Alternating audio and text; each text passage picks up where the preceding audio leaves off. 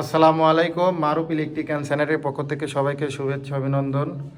তো আমরা একটা 7 ফিট বাই 4 ফিট বাথরুমের ওয়ারিং করেছি সিপিভিসি পাইপ দিয়ে, দেখতে পাচ্ছেন।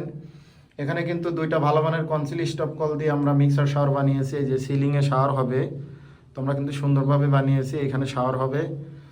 তো এখানে 3টা ট্যাপের লাইন দেখতে পাচ্ছেন, যেটা এটা হলো ডাইরেক্ট মোটরের লাইন, মাঝখানেরটা আপনার ট্যাঙ্কির লাইন এবং ডান পাশেরটা যেটা এটা হবে গিজারের লাইন। তো 3টা ট্যাপই আমরা 6 ইঞ্চি করে গ্যাপ করেছি, সুন্দরভাবে লাগিয়ে দিয়েছি। এখানে মিক্সার ট্যাপও লাগাইতে পারবে। আর এই পাশ দিয়ে দেখতে পাচ্ছেন এটা বেসিংয়ের লাইন, ওই পাশে চলে গেছে গরম ঠান্ডার লাইন। তো আমরা কিন্তু সুন্দরভাবে 1 ইঞ্চি সিপিভিসি দিয়ে ওয়ারিং করেছি। আর এই পাশে দেখতে পাচ্ছেন এটা হলো হাই কোমোড, এটা লো কোমোড অথবা প্যান। এটা প্যান আর কোমোড বসবে দুইটাই, আমরা দুইটাই লাইন করেছি। আপনার হ্যান্ড পুশের লাইন, ফিলাসের লাইন এবং এই দিক দিয়ে মেইন লাইন নামবে, এটা ট্যাঙ্কির লাইন। তো এই দিক দিয়ে আমরা এখানেও বদনা টেপের লাইন রেখেছি, এখানে আপনার লাইন রেখেছি। একটা বেসিং হবে, এই যে বেসিংয়ের পাইপ। তো পুরো বাথরুমের কাজটাই কিন্তু আমরা দেখালাম। এখানে পরে আমরা প্যান ট্যান বসাবো আর যাই কোমোড।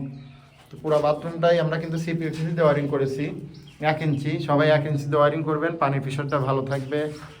তো আশা করি সবাইকে বুঝাইতে পারছি। ভালো থাকবেন, আল্লাহ হাফেজ। সবাই ভালো থাকবেন, আল্লাহ হাফেজ।